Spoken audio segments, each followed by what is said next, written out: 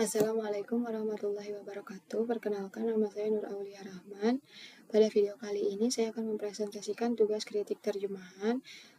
Kritik terjemahan pada kali ini adalah kritik terjemahan pada Al-Quran Surat Al-Kautsar ayat 1-3 yang diterjemahkan oleh Mahmud Yunus.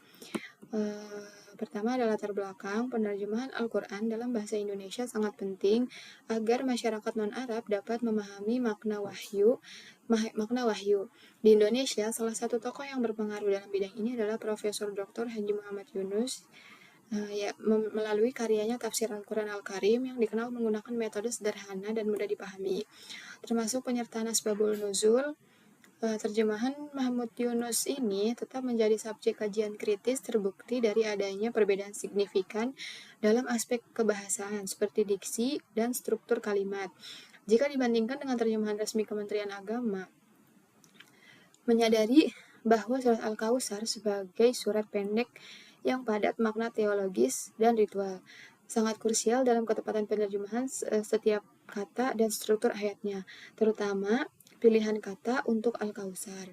Makalah ini hadir untuk mengisi kekosongan penelitian secara spesifik, yaitu menganalisis dan mengkritisi terjemahan Mahmud Yunus pada surat Al-Kautsar ayat 1-3, ya, untuk melihat bagaimana aspek kebahasaan, eksplanatif, dan pemilihan kata yang mempengaruhi pemahaman makna, sekaligus memberikan masukan untuk terjemahan yang lebih akurat dan kontekstual. Kemudian di sini ada pengertian penerjemahan. Yang pertama dari Syarif Hidayatullah 2017. Penerjemahan adalah proses mengalih bahasakan pesan yang telah diungkapkan dalam bahasa sumber BSU ke dalam bahasa sasaran BSA secara sepadan dan wajar sehingga tidak menimbulkan kesalahan persepsi dan makna dalam memahami pesan tersebut. Yang kedua ada dari Larson 1984. Penerjemahan pada dasarnya adalah proses pengubahan bentuk dari bahasa sumber ke dalam bahasa sasaran, di mana bentuk kata, frasa, kalimat dalam bahasa sumber digantikan dengan bentuk dalam bahasa penerima tanpa mengubah maknanya. Jadi, penerjemahan adalah proses mengalih bahasakan dari bahasa satu ke bahasa lainnya tanpa mengubah makna aslinya. Kemudian ada ejaan Van Ophuijsen. Ejaan Van Ophuijsen ini adalah ejaan yang masih digunakan dalam terjemahan Mahmud Yunus. Ejaan Van Ophuijsen ini merupakan ejaan yang berlaku dari tahun 1901 sampai 1947. Ejaan ini merupakan sistem penulisan bahasa Melayu yang menjadi dasar bagi ejaan bahasa Indonesia modern.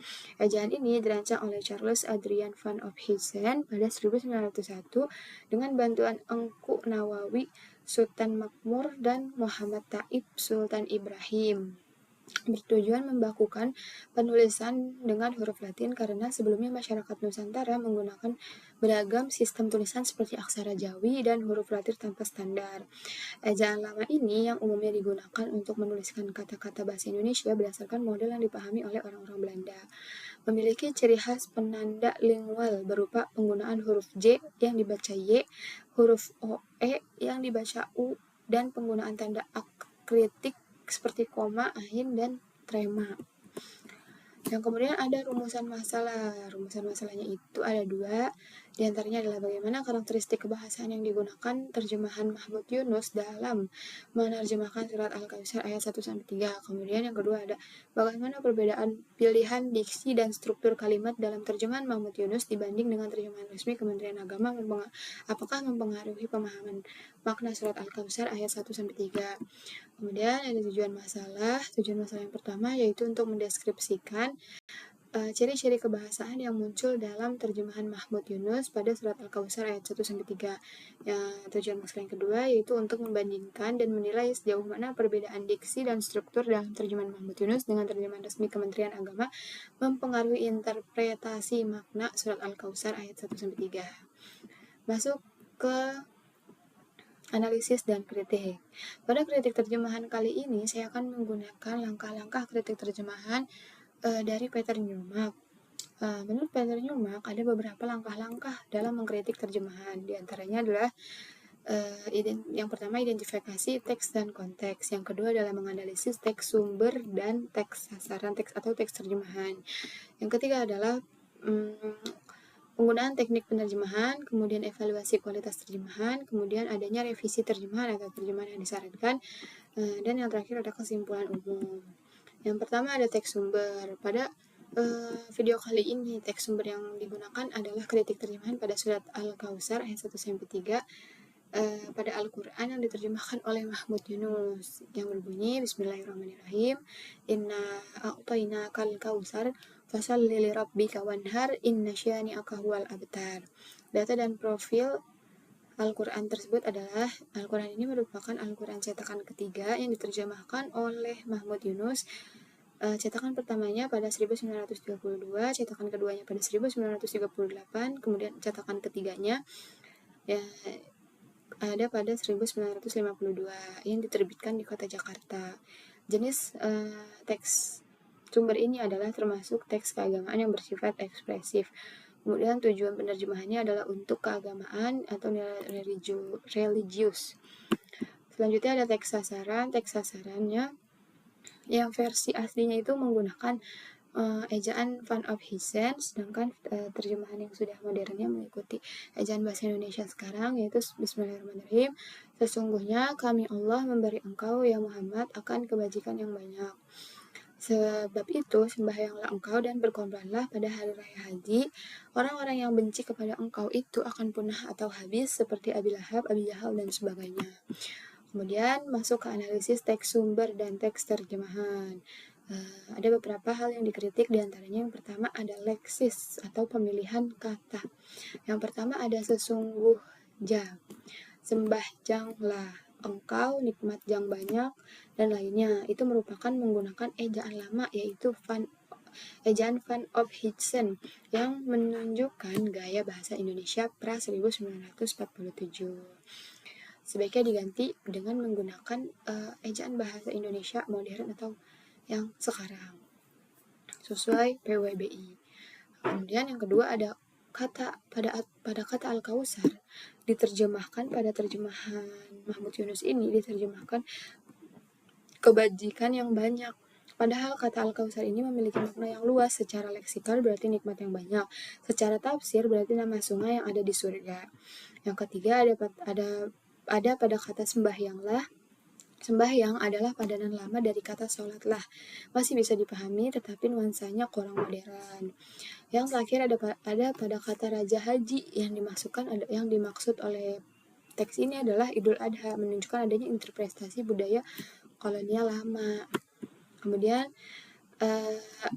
berikutnya ada pada sintaksis atau struktur kalimat. Sintaksis adalah cabang linguistik yang mempelajari susunan kata dalam kalimat, serta hubungan antar unsur seperti subjek, predikat, objek, keterangan, frasa, klausa, dan pola kalimat.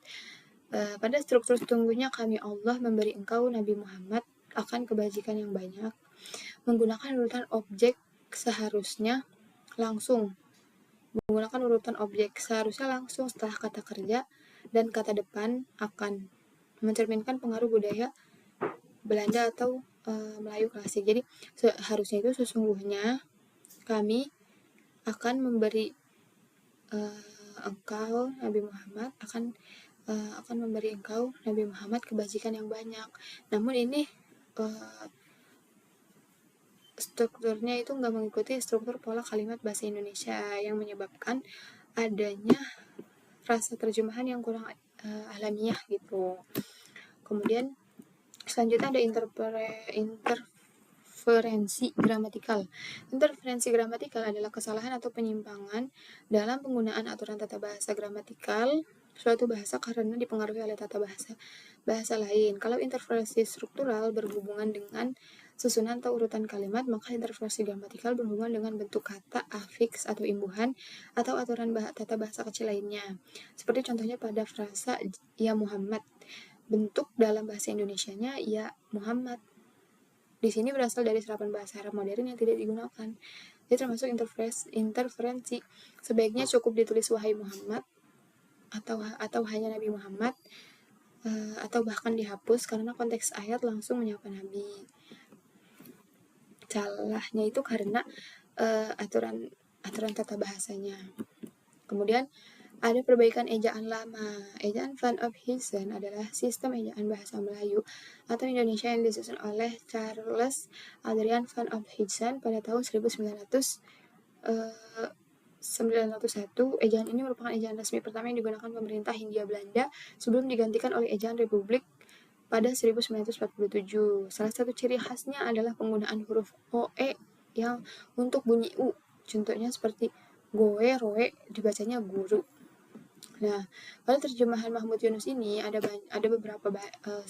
beberapa kata yang emang masih ditulisnya menggunakan ejaan lama itu.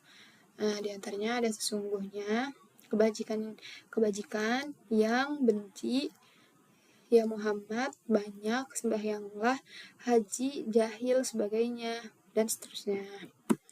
Kemudian ada kesalahan makna.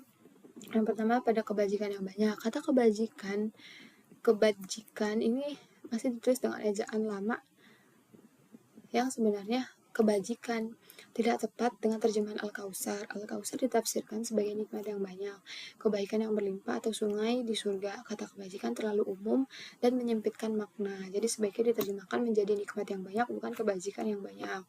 Kemudian pada kata sembahyanglah berasal dari kata sembahyang, ejaan lama yang artinya sholat. Menurut PUBI atau KBBI, istilah baku modern untuk tes keagamaan adalah salat, bukan sembahyang yang lebih kultural. Kemudian pada kata raja haji, istilah ini salah.